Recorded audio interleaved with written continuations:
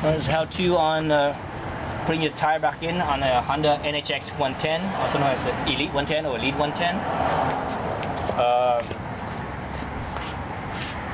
Let's see.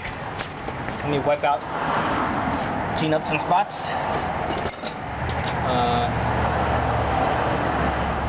Got that clean.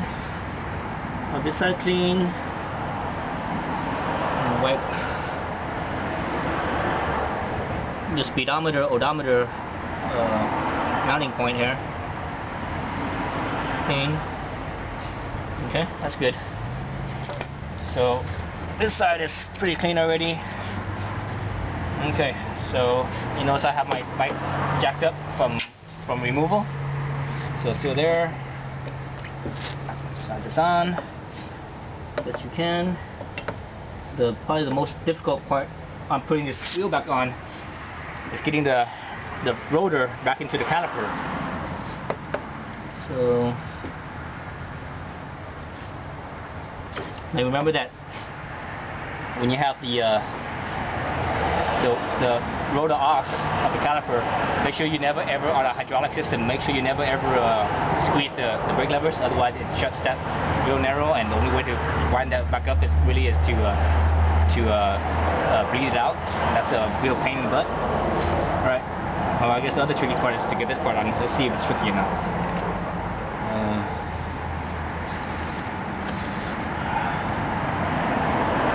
Actually, what I did there, I'm not sure if you can see it very good in the camera or not, but there's two tabs here, and those two tabs on this side actually would fit here versus here, because those two tabs, as the wheel spins, actually pushes on this little plastic piece. That's how your odometer works, speedometer. So make sure that those two are not interfering with these two tabs here. So I have them at basically 90 degrees of each other.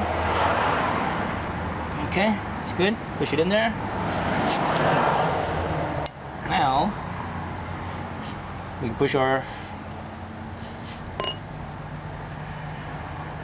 axle back in. In there, as straight as possible. Okay.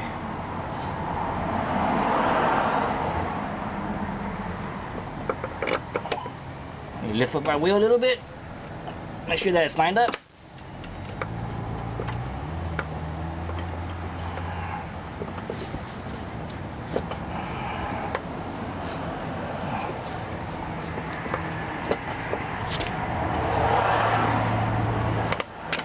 Like this. Okay. Oops. Not lined up on this side.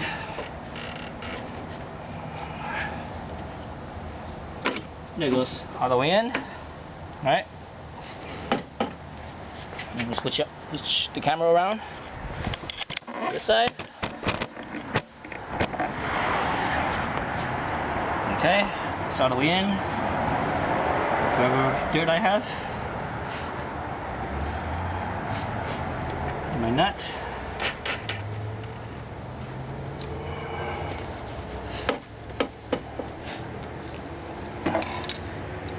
And the nut on this side is 19 millimeters, and the nut on the other side is 14 millimeters.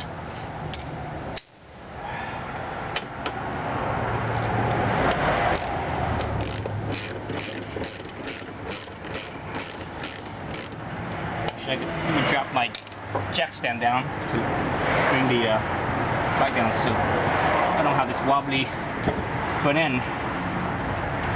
Okay, there it is.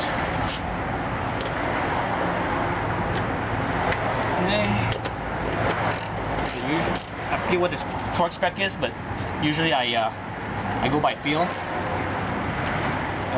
This one I'm guessing it's gonna be like, it's not gonna be 80 foot-pound. 80 foot-pound might be kind of high, but it might be near 80 foot-pound somewhere.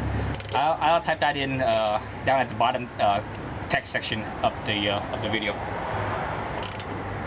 So yeah, I always go by feel mostly. Only really critical parts where there's multiple mounting spots, like for example on the brake rotors there's multiple mounts, so you want everything to be evenly torqued.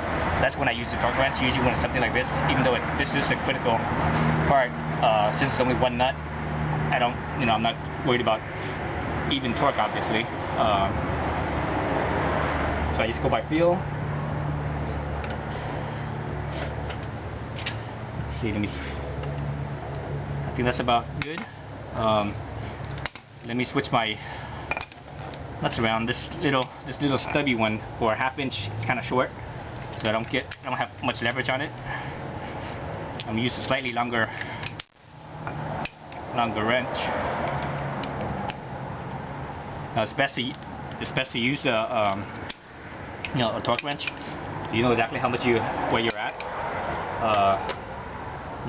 You don't want to under torque it, otherwise it'll fall out. If you over torque it, it'll damage and it'll break and it'll fall out. That happens. But I have a good feel for this type of stuff, so I'm usually all right. Let's see. Yeah, that's just about right. Okay, and that's about it. Putting on the front wheel. Thank you.